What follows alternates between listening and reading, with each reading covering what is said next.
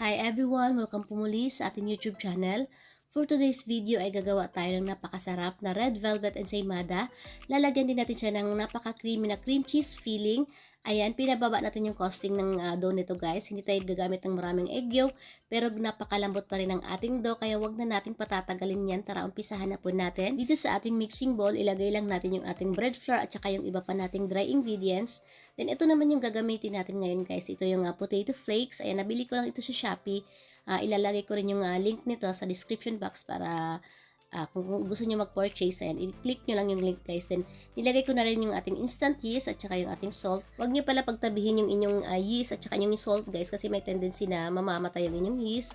Then, ito guys, gumamit pala ako dito ng 1/2 teaspoon ng bread improver. Ayan, ito siya guys.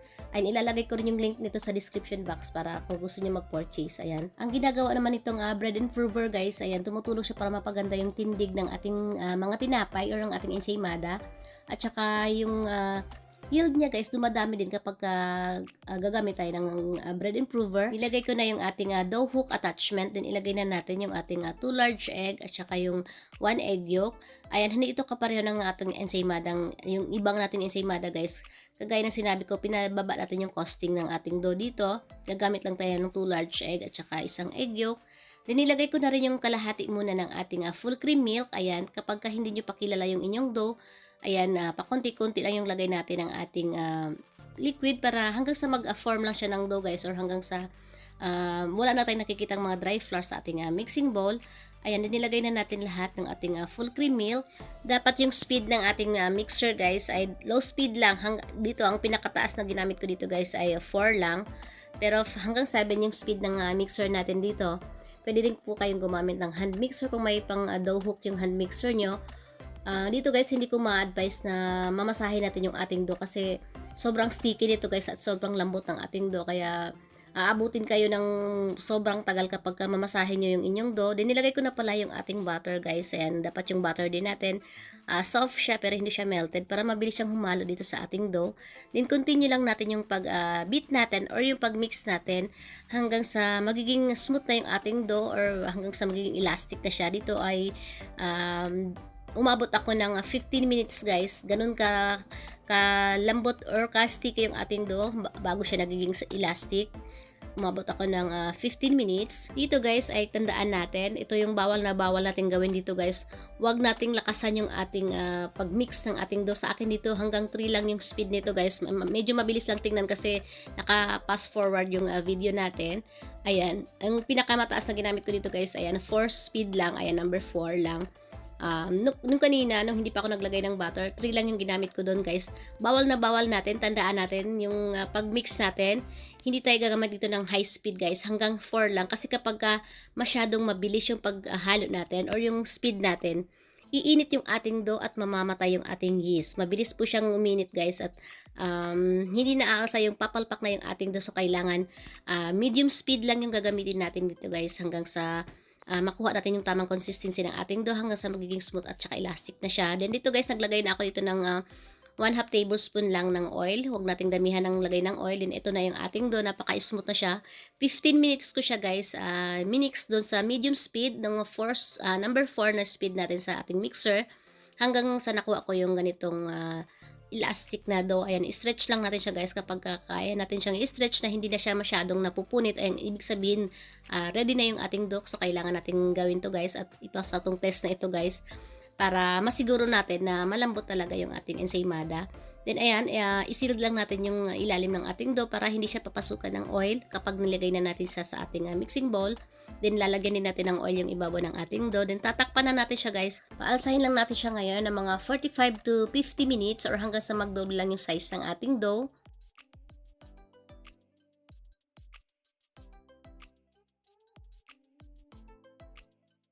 Ito naman yung gagamitin nating molder dito. Ayan, ang size pala nito ay 5.5 inches. Ayan. Ibabrush lang din natin siya ng butter para hindi dumikit yung ating ensaymada dough. Ayan. Bali dito guys, nakagawa tayo dito ng 15 pieces ng ensaymada. Ayan, titimbangin natin siya mamaya. Titingnan natin kung anong size ng ating dough. Then set aside lang muna natin ito. Then ito na yung ating dough guys. Ayan, sobrang alsa na niya. Bali 50 minutes ko lang itong pinaalsa guys, pero ganyan siya kalaki. Ayan, i-punch lang natin ito para maalis yung mga gases sa loob ng ating dough. Sa mga magtatanong guys kung yung potato flakes kanina, kung pwede kayong gumamit ng yung fresh na potato, pwede naman guys, walang problema. Ang pinagkaiba lang kasi pag potato flakes, ayan, yung potato flakes, pwede nyo siyang gamitin anytime, hindi na kayo, parang hassle-free na guys kasi hindi na kayo magpapakulo pa ng patatas, then medyo mahalin yung patatas ngayon guys. Yung nabili kong potato flakes, napakadami na dyan guys, 2 kilos na siya, then hindi naman siya ganun kamahal, at saka konting-konti lang yung gagamitin nyo doon guys, parang dito sa isang recipe, parang nasa 2.5 tablespoon lang. Then ngayon guys, ayan, hinati na natin yung ating dough. Bali 65 grams each yung ginamit ko dito or yung ginawa ko dito guys. Depende sa inyo kung gaano kalaki yung ensaymada na gagawin nyo. Sa akin 65 lang guys kasi maglalagay tayo ng filling. So kailangan tama lang yung size ng ating ensaymada. Then ayan, itutupi lang natin siya papasok guys para maganda yung texture sa loob ng ating dough or sa ating ensaymada. Ayan, kailangan walang mga air na nakatrap sa loob ng ating dough. Then, bibilugin lang natin ito. Then, ilagay na natin siya dito sa ating baking mat or dito sa ating placemat. Then, ulit-ulitin lang natin itong proseso na ito guys doon sa ating mga natira pang dough. Then, ito pala yung itsura ng potato flakes, yung lagayan niya guys. Ayan, ito yung papakita ko sa inyo sa screen. Ito siya guys. Ayan, basta ilalagay ko yung link nito guys sa description box para kung gusto niyo mag-purchase, ayan, pwede nyo puntahan yung store na kung saan ko siya binili. Then after natin siyang mabilog guys, ayan, tatakpan lang natin siya ng malinis na cling wrap or ng plastic para makapag-rest lang siya. Mga 10 minutes lang guys, i-rest lang natin siya. Then after 10 minutes, kukunin lang natin yung first natin na na-roll na dough kanina. Yung ibabaw na part ng ating dough guys, yung ilalagay natin sa ilalim. Ayan, then ipipress lang natin yung dough natin para maalis yung mga air gases sa loob ng ating dough. Then ganito lang yung gagawin natin guys, i-fold lang natin siya ulit. Then, bibilugin lang natin siya hanggang sa magiging smooth na yung ating dough. Tsaka natin siya ilagay sa ating molder. Basta sundan nyo lang yung nakalagay sa screen or yung video natin guys para hindi tayo magkamali sa paggawa ng ating ensaymada. Then, ayun kapag smooth na siya guys, and ilagay na natin siya ngayon dito sa ating molder. Then, same lang yung gagawin natin guys dun sa ating natira pang mga dough. Ganun din yung, uulitin lang natin yung process natin or yung procedure natin.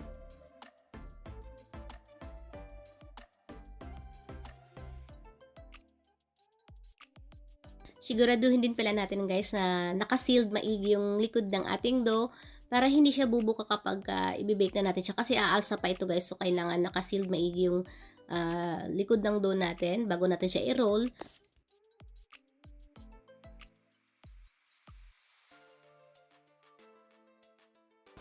Tatakpan lang natin siya ulit ngayon ng malinis na cling wrap. Then paasahin lang natin siya ng mga 40 to 45 minutes lang guys. Huwag natin siyang i-overproof kasi mabilis kasi umalsa tong klase ng dough na ito guys. So kailangan hindi natin siya i-overproof. Mga 70% lang yung pag-asa niya dapat guys. Ayan, then makikita nyo naman pagka hindi siya overproof. Ayan, pagka ipipress natin siya sa ating daliri, ayan, hindi lumulubog yung ating kamay kapag ipipress natin siya. Then i-brush natin siya ngayon ng melted butter bago natin siya i-bake para mapanatiling moist yung ating ensaymada. Pwede ring egg wash yung gagamitin nyo dito guys. Mag-mix lang kayo ng 1 egg at saka 1 tablespoon na milk. Then, i-mix nyo lang siya bago nyo siya i-brush ibabaw ng inyong dough. Then, after natin siya i-brush ng melted butter, and i-bake na natin ito sa ating naka-preheat na oven ng 160 degrees Celsius ng 18 to 20 minutes guys, or hanggang sa slightly golden brown lang yung ibabaw ng ating ensaymada dough. Ito na yung ating ensaymada guys. And ayan, tatanggalin lang natin siya ngayon dito sa ating baking tray at ilipat natin siya sa ating cooling rack at palalamigin na natin siya bago natin siya i-unmold. Ayan, then kapag malamig na siya guys, ayan, pwede natin siya tanggalin sa molder. Then ipapakita ko para sa inyo guys kung gaano kalambot yung ating ensaymada. Isasabihin ko kung ano yung kaibahan ng gagamitan natin siya ng all-purpose flour at saka ng bread flour. Ito naman itong bread flour na ito guys, ito yung ginamit natin ngayon kasi gusto ko yung ensaymada natin malambot siya pero firm pa rin siya, or nandun pa rin yung maganda pa rin yung tindig niya, hindi siya yung parang hangin lang. Ayan, malambot siya pero buong buo siya at nandun pa rin yung tindig niya, at kahit ipipress natin siya, bumabalik pa rin siya. Ayan, napakalambot din ito guys. Pero kung wala naman kayong bread flour, pwede pa rin all-purpose flour yung gagamitin natin. Bubutasan na natin ngayon yung ibabaw ng ating dough. Pwede rin po sa ilalim para ilagay yung ating cream cheese filling. Ayan, matatakpan naman ito guys kasi lalagyan natin siya mamaya ng topping sa ibabaw.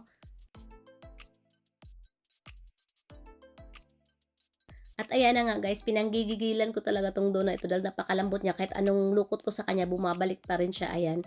Tuwang-tuwa talaga ako dito. Ngayon ko lang kasi nagawa guys yung purong bread flour yung ginamit natin sa ating ensaymada do kasi minsan combination ng all-purpose flour at saka ng bread flour.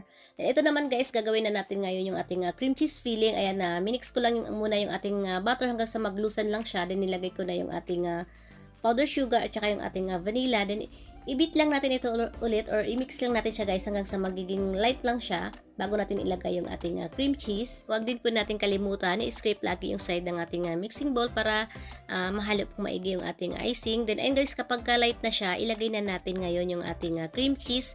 Then ito pala yung ginamit kong brand dito guys. Ayan, pwede kayong gumamit ng ibang brand. Ito lang kasi yung available dun sa pinuntahan kong grocery kanina. Ayan, pero nakatipid ako dito guys kasi medyo sale siya. Kinat ko lang ng konti yung ating cream cheese para hindi mahirapan yung ating mixer. Then, ibit na natin ito guys sa medium speed lang hanggang sa mag-smooth lang yung ating icing.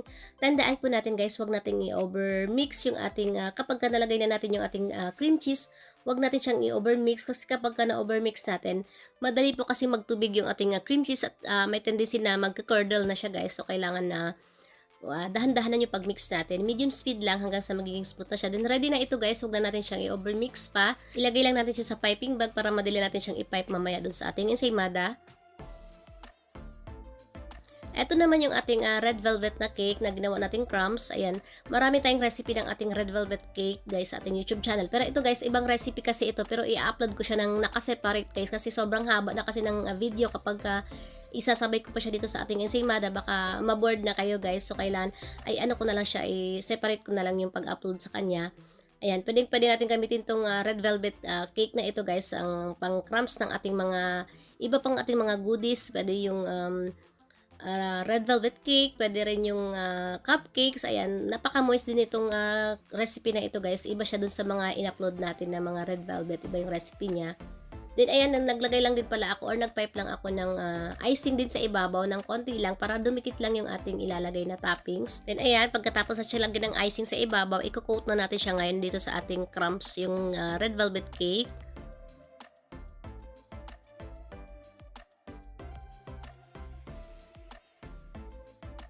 Itong recipe ng icing natin guys, yung cream cheese icing natin, sakto lang dun sa 15 pieces na nagawa natin na ensaymada, dun sa 65 grams each.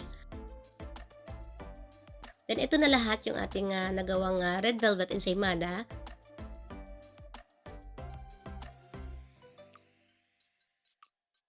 Ayan, titikman na natin ngayon yung ating red velvet na ensaymada with cream cheese icing.